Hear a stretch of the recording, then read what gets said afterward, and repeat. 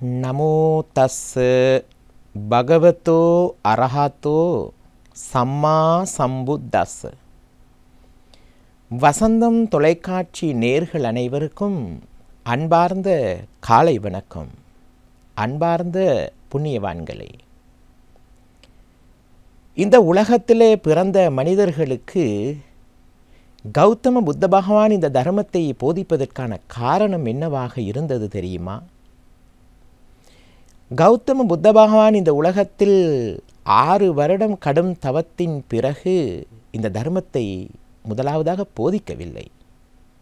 காரணம் என்னவாக இருந்திருக்கும்? அப்பொழுது அன்று பாரத தேசத்திலே பல சமயங்கள் இருந்தது, பல வழிபாடுகள் இருந்தது, பல பூஜைகள் இருந்தது, பல பிரார்த்தனைகள் இருந்தது. அதுக்கு இடையில் கௌதம் புத்த பகவான் தோன்றி என்ன சொல்லுகின்றார்? துக்கம் என்றால் என்ன?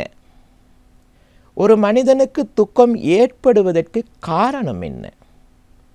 அந்த மனிதன் துக்கத்திலிருந்து விடுபடுவது எப்படி? ஒரு மனிதன் வாழும்போது பிரச்சனைகளை குறைத்து கவலைகளிலிருந்து மீண்டு ஒரு மனிதன் எப்படி சந்தோஷமாக வாழ்வது என்பதை இந்த உலகுக்கு எந்தவிதமான பாகுபாடும் இல்லாமல் போதித்தவர் கௌதம் புத்த பகவான். ஆசைகள் அதிகரிக்கும் போது வாழ்க்கையிலே துக்கங்களும் வேதனைகளும் அதிகரிக்கின்றது. இந்த உலகத்தில் ஆசைப்படாத மனிதர்கள் யாருமே கிடையாது. எல்லா மனிதர்களுக்கும் ஒவ்வொரு ஆசைகள் இருக்கின்றது. ஒவ்வொரு மிருகங்களுக்கும் ஆசைகள் இருக்கின்றது. தேவலோகத்தில் உள்ளவர்களுக்கும் ஆசைகள் இருக்கின்றது. ஆசை யாரை விட்டது? ஆனால் ஆசையிலிருந்து விடுபடுவது எப்படி என்பதை மிக அழகாக தெளிவாக இந்த தர்மத்தினூடாக போதித்திருக்கின்றார்.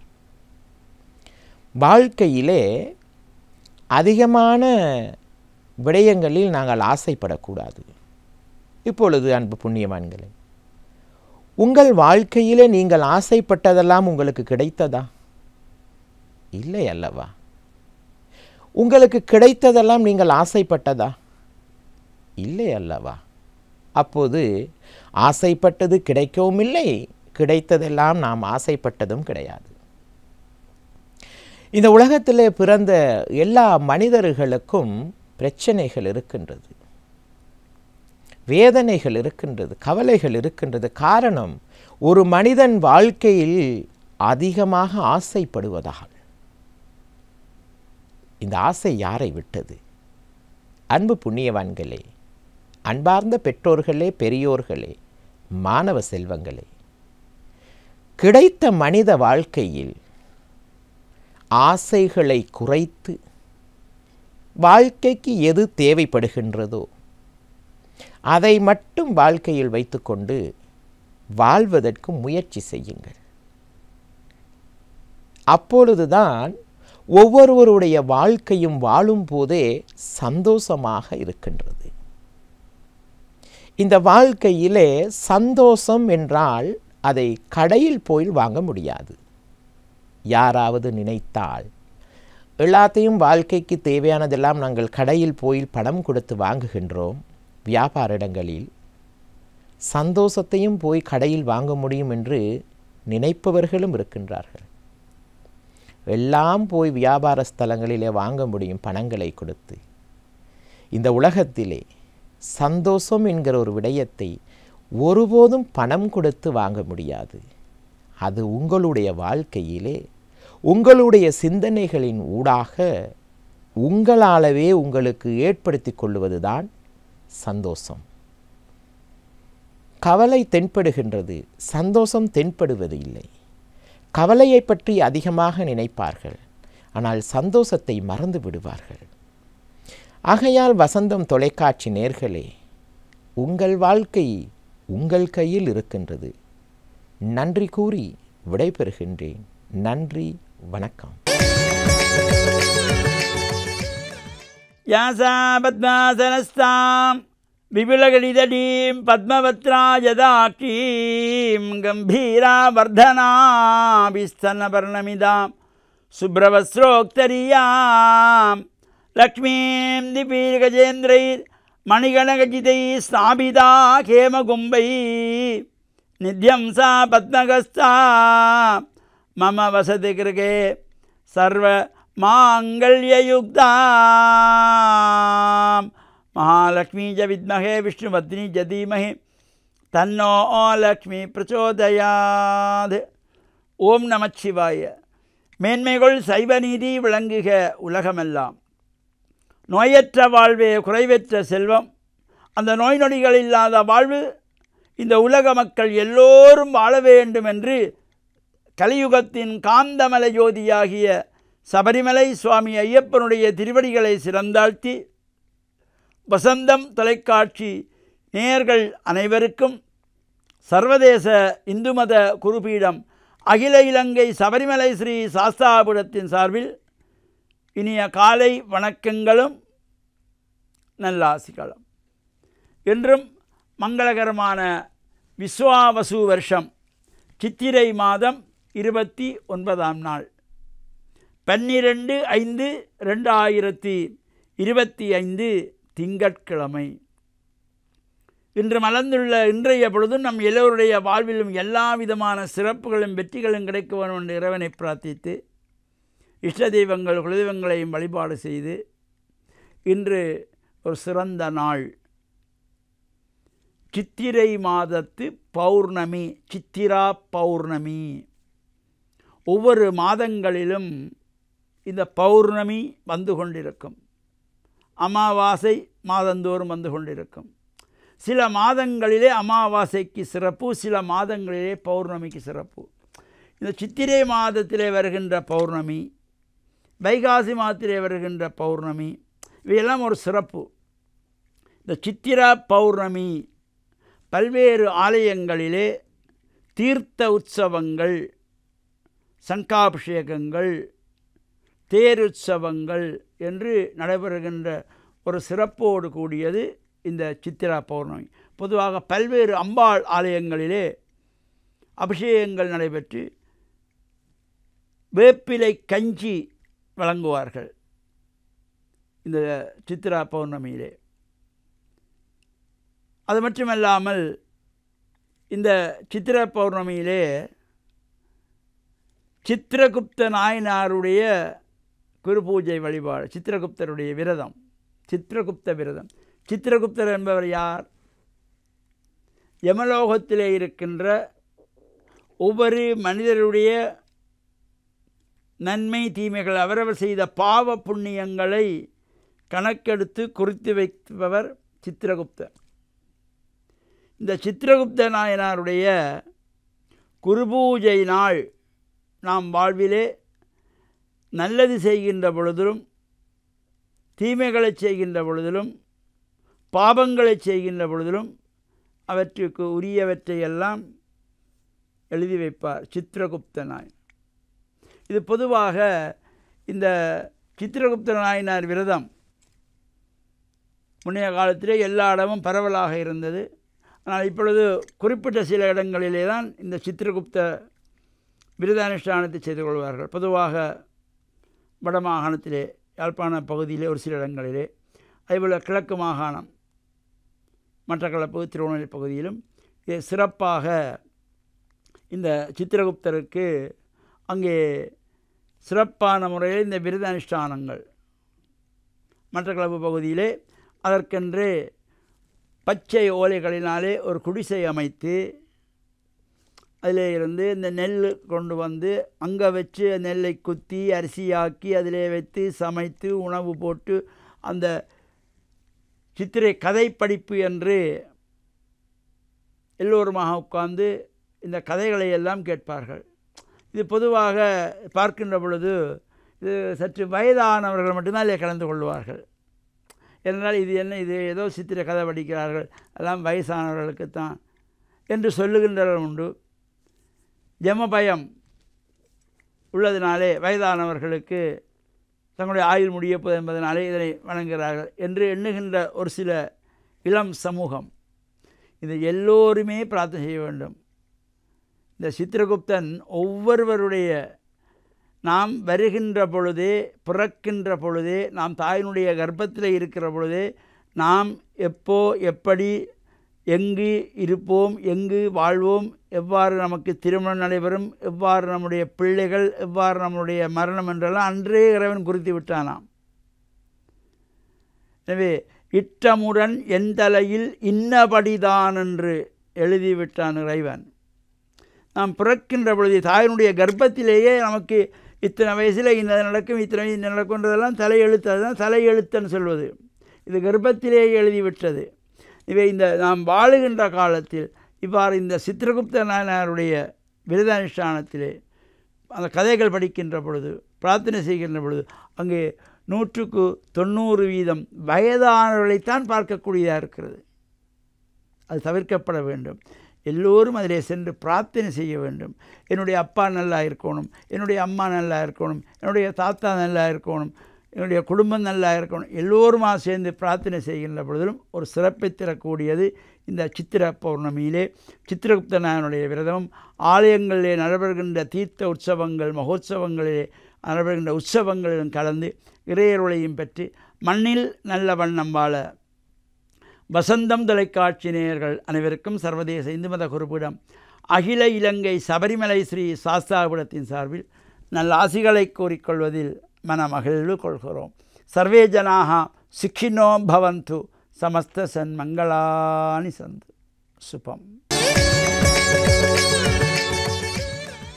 அல்ஹம்துலில்லாஹி ரப்பில் ஆலமீன், வஸ்ஸலாத்து வஸ்ஸலாமு அலா அஷ்ரஃபில் அன்பியாஇ வல் முர்சலீன் وعلى آله وأصحابه أجمعين. أما بعد، فقد قال الله تبارك وتعالى في محكمه تنزيل والفرقان المجيد بعد أعوذ بالله من الشيطان الرجيم بسم الله الرحمن الرحيم ألا بذكر الله تطمئن القلوب صدق الله العلي العظيم. அல்ஹம்துலில்லாஹ். அன்பார்ந்த கண்ணியமான நேர்களே, சகோதரர்களே, சகோதரிகளே, இன்று நாம் பார்க்க இருக்கக்கூடிய விசேடமான எங்களுடைய உடம்பில் இருக்கக்கூடிய ஒரு உறுப்பு. இந்த உறுப்பை அல்லாஹ் எமக்கு தந்திருக்கிறான். இதை பாக்கியமாகவும் துர்ப்பாக்கியமாகவும் மாற்றிக்கொள்வது என்னுடைய உங்களுடைய கையில் அல்லாஹ் வைத்திருக்கிறான். யார் இந்த உறுப்பை, யார் இந்த அம்சத்தை சரியான முறையில் வைப்பார்களோ, தூய்மையான முறையில், ஈடேற்றமான முறையில் யார் அமைத்துக் கொள்வார்களோ, அவர்களுடைய வாழ்க்கை மனமாக மாறும், அவர்களுடைய மறுமை இன்பமாக மாறும், அவர்களுடைய வாழ்க்கையில் அல்லாஹ்வினுடைய அருளையும், அல்லாஹ்வினுடைய பரக்கத்தையும், அல்லாஹ்வினுடைய ஏனைய உதவிகளையும் அவர்கள் பெறக்கூடியவர்களாக மாறிவிடுவார்கள். அன்பிற்குரியவர்களே, அது வேறு ஒன்றும் கிடையாது, என்னுடைய உங்களுடைய உள்ளம்.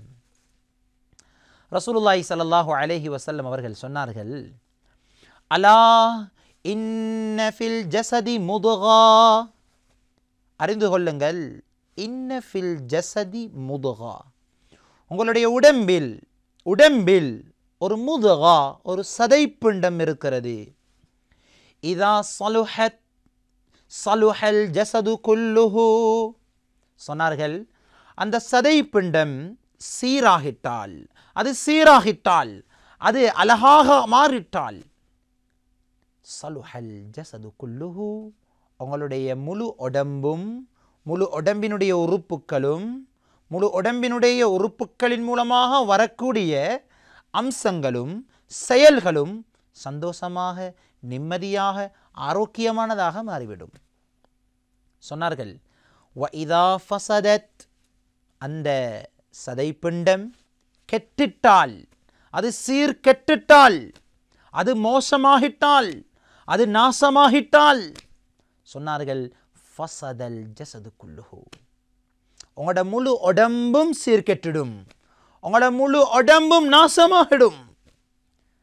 கனியமானவர்களே, அருமையானவர்களே, அல்லாஹ்வின் நல்லடியார்களே, மனிதனுடைய செயல்கள், மனிதனுடைய நாளினுடைய பரக்கத், மனிதனுடைய வாழ்க்கையினுடைய நிம்மதி, இதை உள்ளமாகிய இந்த உறுப்பில் அல்லாஹ் வைத்திருக்கிறான். இந்த உள்ளம் சீராகிட்டால் செயல்கள் சீராகிவிடும். இந்த உள்ளம் சீர்கெட்டு விட்டால் முழு செயல்களும் சீர்கெட்டதாக மாறிவிடும். நாம் பார்க்கக்கூடிய பார்வை கெட்டதாக மாறிவிடும். நாம் கேட்கக்கூடிய இந்த செவிப்புலன்கள் கெட்டதை அது உணர்ந்து கெட்டதை கேட்க ஆரம்பிக்கும். எங்களுடைய உள்ளம் கெட்டதாக மாறிட்டால் யாரை பார்த்தாலும் கெட்ட எண்ணங்கள் உருவாகிவிடும்.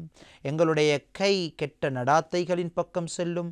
எங்களுடைய கால் கெட்ட நடாத்தைகளின் உதவுக்காக வேண்டி நடந்து செல்லும். இது ஒவ்வொரு உறுப்புகளுக்கும் அடிப்படை அம்சம் உள்ளம் சீராக இருப்பது. அன்பிற்குரியவர்களே, அல்லாஹ்வின் நல்லடியார்களே, உள்ளத்தினுடைய சீர் என்பது ஆக விசேடமான தன்மையாக இருக்கிறது. எனவே இந்த உள்ளத்தை சீரான முறையில் நல்ல எண்ணங்களோடு நல்ல விடயங்களோடு இந்த உள்ளத்தை மார்க்க முயற்சி செய்வோம். ஸல்லல்லாஹு அலைஹி வஸல்லம் அவர்கள் எத்தனையோ வழிமுறைகளை காட்டிக் கொடுத்தார்கள். இந்த உள்ளத்தை சீராக்கக்கூடிய பணிகள், குறிப்பாக நான் ஒன்றை ஞாபகப்படுத்துகிறேன். இந்த உள்ளம் பரிசுத்தமாக வேண்டுமா, இந்த உள்ளம் நிம்மதி அடைய வேண்டுமா, இந்த உள்ளத்தில் ஆரோக்கியம் உண்டாக வேண்டுமா, குர்ஆன் சொல்லித் தருகின்ற ஆகப்பெரிய மருந்து, அலா பிதிக்ரில்லாஹி தத்மஇன்னுல் குலூப்.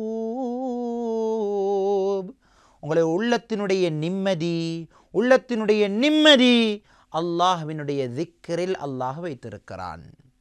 அல்லாஹ்வை ஞாபகப்படுத்துவது, நேரத்துக்கு தவறாது தொழுவது, இந்த தொழுகை, இந்த திக்ர், குர்ஆன் திலாவாத்துகள் உள்ளத்தை தூய்மைப்படுத்தும், உள்ளத்தை மாற்றும், உள்ளத்தை அது அழகானதாக மாற்றும், உள்ளத்தினுடைய நிம்மதியை உண்டாக்கும். உள்ளத்திலே பிரச்சனைகள், கஷ்டங்கள், துயரங்கள், இது எல்லாவற்றையும் மாற்றக்கூடிய ஒரு பொக்கிஷம்தான் அல்லாஹ்வினுடைய திக்ர், அல்லாஹ்வினுடைய ஞாபகம்.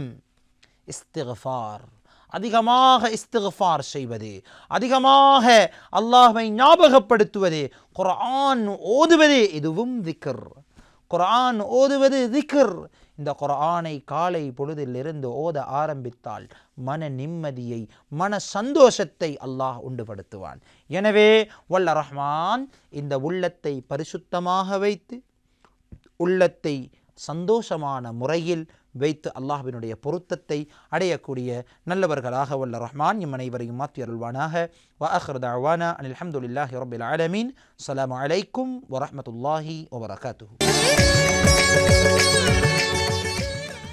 வசந்தம் டிவி நேயர்களே, மறுபடியுமாக மலர்ந்து விட்டது ஒரு புதிய நாள் அல்லவா? ஆம், இந்த தொலைக்காட்சி நிகழ்ச்சியின் வழியாக கடவுள் உங்கள் ஒவ்வொருவருடனும் ஒவ்வொரு நாளும் இடைப்பட்டு கொண்டே இருக்கிறார். எவ்வளோ பேர் கவனமாக கேட்டுக்கொண்டிருக்கிறீர்கள்? ஆம், தினந்தோறும் ஒரு சில நிமிடங்கள் இறைவனை தியானிக்க உங்களை அர்ப்பணம் செய்யுங்கள்.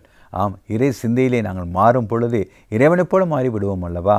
ஆம், அப்பொழுது நமக்கு ஆசீர்வாதமாகவும் நம்முடைய பயணிக்கின்ற அனைவருக்கும் நாங்கள் எப்பொழுதுமே ஆசீர்வாதம் உள்ள மக்களாக நாங்கள் காணப்படுவோம். பிரியமானவர்களே, நாங்கள் பார்க்கின்றோம், இன்றைக்கு நிறைய பேர் தங்களுக்கு பெயரையும் புகழையும் தாங்களாகவே வருவித்து கொள்ள, தாங்களாகவே தேடிக்கொள்ள பலதரப்பட்ட பதாகைகள் அடிக்கிறார்கள். ஆம், அது மாத்திரமல்ல, சஞ்சிகைகளை அடிக்கிறார்கள். ஆம், தாங்களே பெருமிதம் படுத்திக் கொள்வதற்காக பல முயற்சிகளை எடுக்கிறதான ஒரு காலகட்டத்திலே நாங்கள் வாழ்ந்து கொண்டிருக்கிறோம். சிலர் சமூக வலைத்தளங்களை கூட பாவிக்கிறார்கள். ஃபேஸ்புக்காக இருக்கட்டும், இன்ஸ்டாகிராமாக இருக்கட்டும், யூடியூபாக இருக்கட்டும், ஏன் வாட்ஸ்அப்பாக கூட இருக்கட்டுமே, இப்படி பலதரப்பட்ட சமூக வலைத்தளத்தின் மூலமாக தங்களிடம் ஒன்றுமே இல்லை, ஆனாலும் தங்களை ஒரு பொருட்டாக எண்ணி தாங்களே உயர்த்தி கொள்ளுகின்ற, மேன்மைப்படுத்தி கொள்ளுகின்ற, அல்லது சொல்வார்களே பப்ளிசிட்டி என்று சொல்வார்களே, அதனை ஏற்படுத்தி கொள்ள முயற்சிக்கிறதை நாங்கள் பார்க்கிறோம். ஆம், நம்முடைய ஆண்டவராகிய இயேசு கிறிஸ்துவிடம் ஒரு முறை வந்து கேட்கிறார்கள். யூதர்கள் இயேசு கிறிஸ்துவை சூழ்ந்து கொண்டு, எதுவரைக்கும் எங்கள் ஆத்துமாவுக்கு சந்தேகம் உண்டாக்குகிறீர்?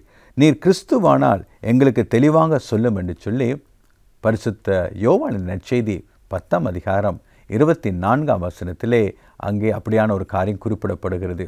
ஆனால் இயேசு அவருடைய கேள்விக்கு மாறுத்தரம் கொடுக்கவே இல்லை. இயேசு என்ன சொல்ல முற்பட்டான்னு தெரியுமா? என்னுடைய வாழ்க்கையை பாருங்கள், என்னுடைய கிரியைகளை பாருங்கள், நான் செய்கிற காரியங்களை பாருங்கள், அதன் வழியாக நீங்கள் தீர்மானிக்க வேண்டும் நான் யார் என்று சொல்லி.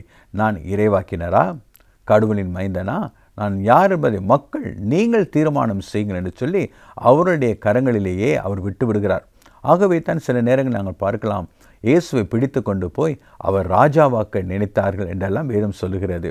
பிரியமானவர்களே, இயேசு கிறிஸ்து ஒரு நாளும் தன்னை குறித்து தானே புகழ்ந்து கொள்ளவில்லை, பெருமிதமாக பேசவில்லை, தன்னை பெருமைப்படுத்திக் கொள்ளை.